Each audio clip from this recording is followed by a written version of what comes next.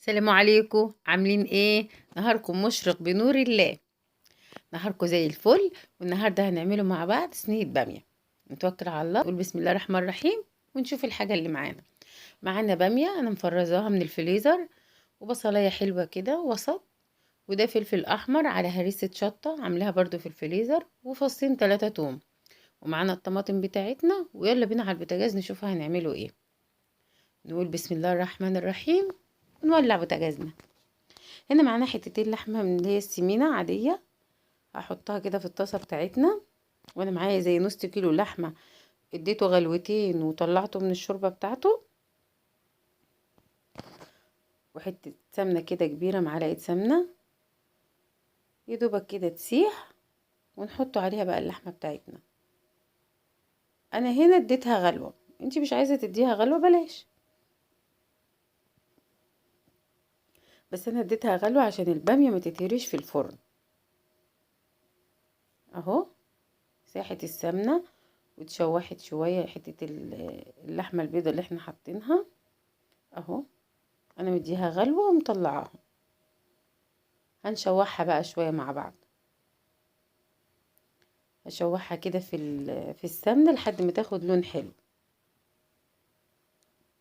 هقرب بس الحاجات بتاعتنا، التوم وقرن الفلفل، البامية بتاعتنا، واحمرها بقى شوية. هنجيب بقى البصلة عشان نشوحها مع بعض. اي بقى تخريطة انت عايزاها، بتحبيها رفيعة خرطيها رفيعة، بتحبيها كبيرة شوية خرطيها. بس هي كده كده هتدبل، هتاخد تشويحة من فوق وهتخش الفرن. فيعني لو رفيعة هتدوب مش هتلاقيها.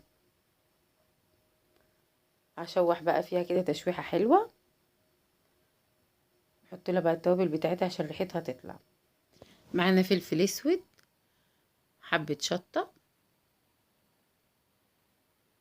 اهو، حبة كزبرة. الكزبرة بقى لما هتتشوح في السمنة هتطلع لك ريحة جميلة جدا.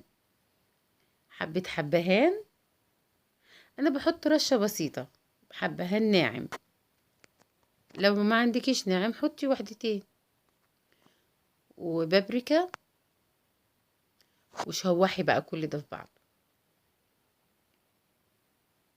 شوحها كده تشويحة كويسة.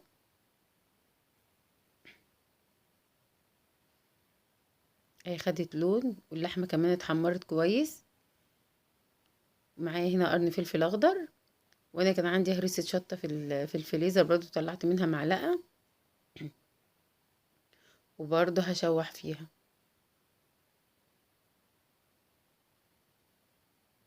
اهو. معانا بقى البامية بتاعتنا، وتحطيها زي ما هي متفرزة، ما تستناهاش لما تفك من التلج. عشان الحاجة لما تكون في الفريزر وتطلعيها وتستني تفك، بتيجي تحطيها في الطبيخ او بتيجي تحطيها في الاكل بتبقى شكلها اسود.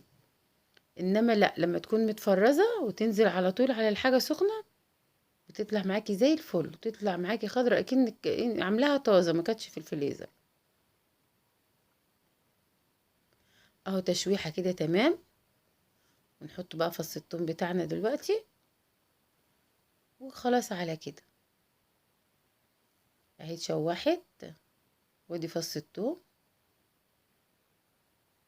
برضو تشويحة حلوة فيه، وتطفي على طول. اهو يلا بقى بينا نحطها في البايركس بتاعنا. انا احطها في بايركس، انت بقى عايزه تحطيها في طاجن، عايزه تحطيها في صينيه، كله بينفع. مفيش حاجه عندنا بتقول لا. الطماطم بتاعتنا جبناها، بس هنحط عليها طبعا معلقه ملح، ونظبطه بقى ملحها. تشوفيها عايزه حاجه عدمه شويه كده، ظبطنا ملحها. بسم الله الرحمن الرحيم ونحطها عليها. بس ظبطناها. نحط لها بقى ورقه فويل. حطينا ورقه الفويل وتمام، وجاهزه على الفرن. وبسم الله الرحمن الرحيم على الفرن. هنا بقى معانا كوبايتين ونص رز، معانا برام حلو كده، وممكن برضو في صينية. وقدهم لبن. عايزة تزودي لبن ومية ماشي، عايزة تزودي لبن وشوربة ماشي. ومعانا حتتين زبدة، ومعايا القشطة. بس كده، ونقول بسم الله الرحمن الرحيم. هنحط الرز بتاعنا في البرام، هننزله كله، وبرده مع صينية البامية في الفرن. يعني تعتبر خدتي الطبختين كده وانتي واقفة اهو. اللبن بتاعك بقى تحطي له الملح وبس، انا بحط ملح بس.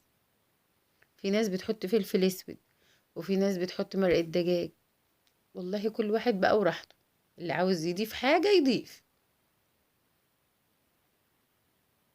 احنا بس بنفكر بعد يعني نطبخ ايه بكرة، بس كده اهو. بسم الله الرحمن الرحيم، حطينا اللبن، ويفضل يكون دافي عشان ما ياخدش معاكي وقت في الفرن. وهنحط بقى حتتين 3 قشطة من اللي معانا دول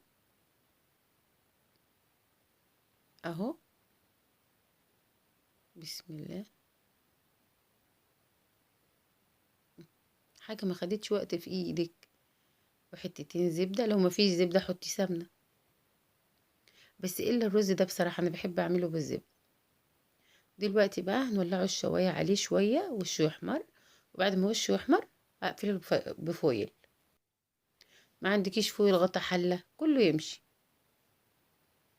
طلعنا كده الاتنين مع بعضهم. ادي صينية البامية،